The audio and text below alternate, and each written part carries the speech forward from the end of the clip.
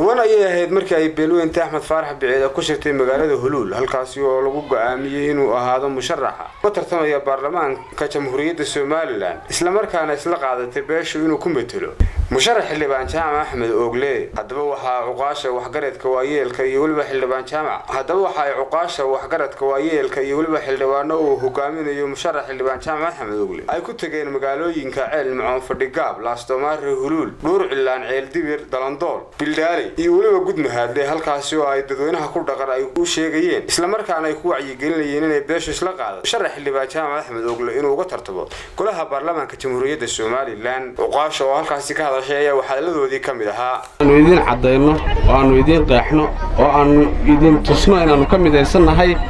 go'aanka laga gaaray in la isku raacay murashaxa golaha wakiilada Axmed Jaamac Oogle Caanaboole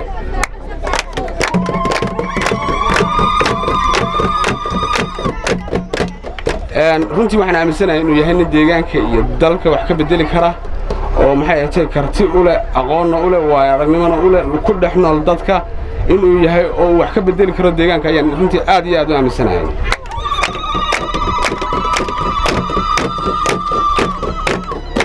Axmed Faarax hadaynu nahay waqtigii hore golaha wakiilada waynu ka hadnay tareenka siyaasadda ee golaha wakiilada maanta waxaan leeyahay tareenka ayaan ka dhicina aan maxay tahay codkeena midayno hadaynu codkeena jabino oo codkeenu maxay tahay cidlo ku baayaqo waxa laga yaabaa inaynu maantana tareenka ka hadhno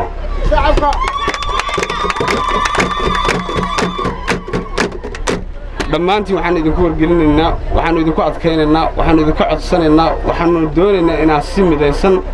oo mug iyo miisaan la awoodda u saartaan codka oo aad ku midaysaan insha Allah bismillaahil kariim inaad siisaan Caanaboole annana aanu ka midaysanahay aragtaan oo aanu garab taaganahay insha Allah bismillaahil kariim aynu ku guuleysan doonaa insha Allah Bismillahir Rahiim waxaanu isku raacsanahay dhamaantayo sida uqaashu ay sheegtay waanu isku raacsanahay in Jaamac Axmed Oogle Caanaboole aasiisan codkiina annana aanu siino sidaanu golaha wakiilada ka mid noqdo ayaanu isku raacsanahay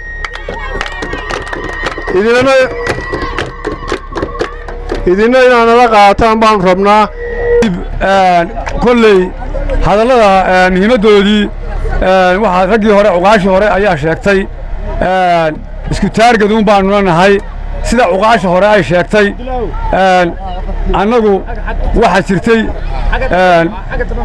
beesha Axmed Faarax inay shirtay sida uqaasha hore ay sheegtay markii ay shireena waxay go'aansadeen iyagoo isku mida waxay go'aansadeen inay maanta ay doortaan xildhibaanka garabkayga taagan Jaamac Axmed Oogle oo ka sharaxan xusbiga ucud أنا مامل كان الدبير دجان كذا هذه يا أدوان ذيك علينا ما هذا علينا وعنا ندخل سلامنا سلامة الإسلام كان السلام عليكم ورحمة الله وبركاته الحمد لله ورك ده كل واحد نقول هدين هذا لقطة شدني المؤمن ويا لا يدي أنا جو هدانا إنه هدلين إياه هدي كلام وإحنا لو كوسو ترى إنه الدجام ده جارسينه يو جوابها جارسينه أو لو كوسو ترى إنه معنا نكال إسلاقاته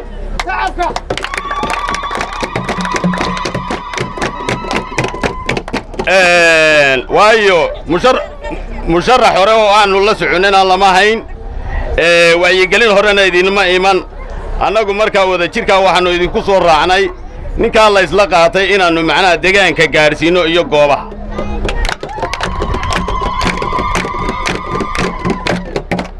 in badan waynu codeynay laakiin isaga ma aanu barayn dadka oo lama lahayn Caanaboole dadka de soo bara oo u soo sheega macnaha deegaamada iyo goobaha iyo dadka soo bara lama lahayn dad haru yiqiinu ay anaga in la isku raacsan yahay gaarsiyo un bay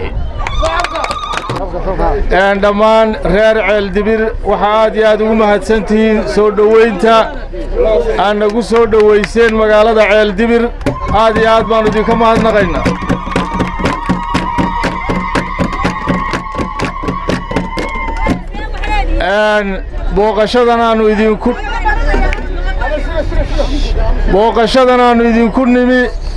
booqashadan aanu idinku nimi waxaanu doonaynay inaannu idinku wargelinno shirkii uga socday beesha Axmed Faarax magaalada Huluul waxaa la isku raacay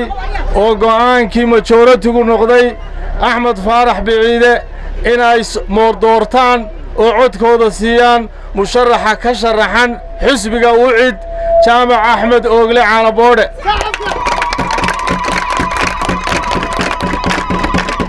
oo astaantiisuna tahay dawaco waa musharaxa garanaysaan haddaannu nahay dhaqankii beesha sidaasaannu isku raacnay waxaana calaamadaa u arki doontaan waa kuwa cuqaashii beesha axmed faarax oo dhan sidaasaannu doonaynaa inaan idin warkiidii ku soo gaadhsiinno go'aankii shirkooda sidaasuu noqday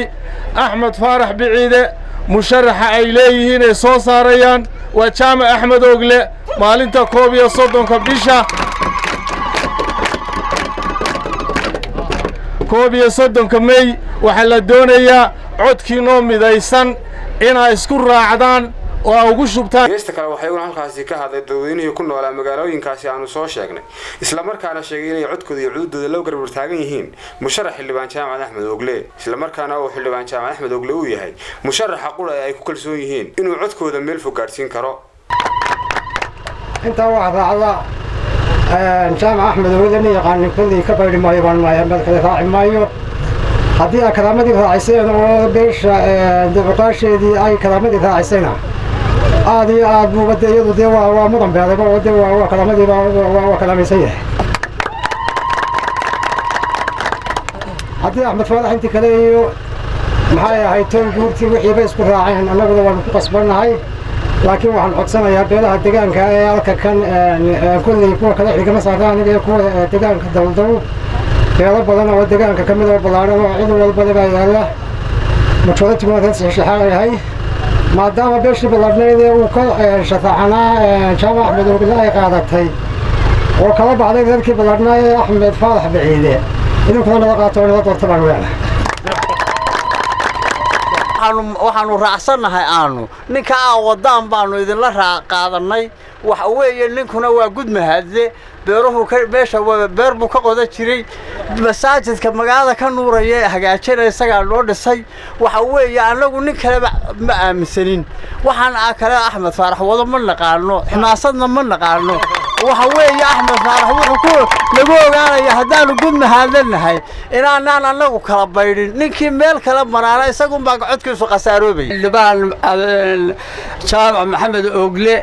iyo cuqaasha jiif caaqil faysal abubakar xasan axmed salaad caraale aadan jaamac faarax muxuu ahay maxamed yaasiin waxba waan soo dhaweynaa waxaan ku salaameynaa salaanta islaamka assalaamu calaykum waraxmatullaahi wabarakaatu salaam ka bacdi xildhibaan jaamac maxamed oogle waa nin reer gudmahadlaa beertan buu qodan jiray masaajidkan isagaa noo dhisay abaal buu ku leeyahay degaankan waana nin ka mida reer gudmahadle waxa weeyaan waanu hambalyeynaynaa waan soo dhaweynaynaa waa looga fadilan yahay xildhibaanada kale saddexda xildhibaan axmed faarax uu sharaxana waa kan ugu macquulsan weeye ee la qaadan karo beeshuna waa ka isku raacday waa isagaanu taageeraynaa taageerada isagaanu siinaynaa ka qaybin mayno waanu u hambalyeynaynaa waanu soo dhaweynaynaa sidaasaanu idin leenahay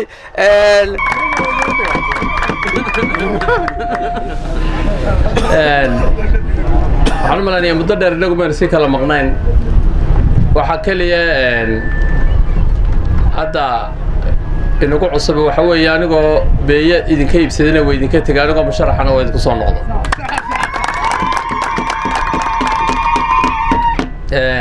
waxaan idiin sheegayaa horta marka hore haddaan ugu guulaysto xilka xataa inaanan beeyadii marnaba faraa kala baxaynin aan beeyadayna aynu iska walaaqan doono insha allah waxaan xasuustaa beri aan dalka ka tegay oo aan qabtay qurbaha u tacabiray muddo badan oo aniga idinka maqnaa xataa waa ku riyoon jiray anigoo beeye iyo maxorkii iyo wax kala wadada marka anigoo hargeysa jooga marka kolley anigoo hargeysa jooga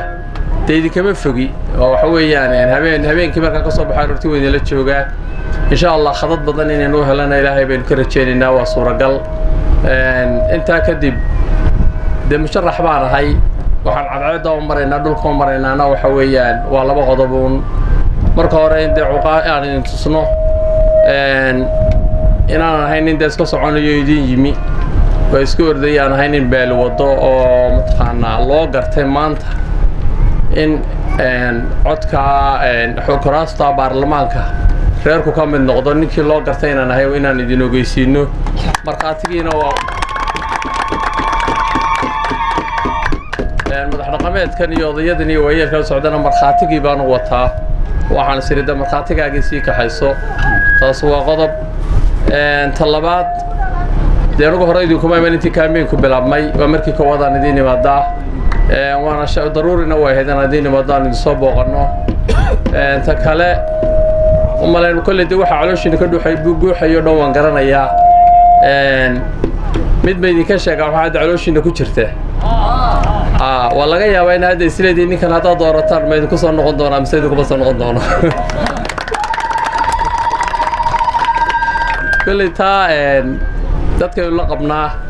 laakiin kolley insha allahu u malayn maayo inaad ka maqnaan doono niina soo duceeya haddii ilaahay meesha ay saaro inaan noqdo mid idin anfaca dalka iyo dadkana anfaca intaa kadib waxaan u malaynayaa astaanteeda waa aragtaanoo waa dawacadii waa taa xagga codka iyo baraarujintiisa waa maxamed abaadir bulsha TV cirif weyn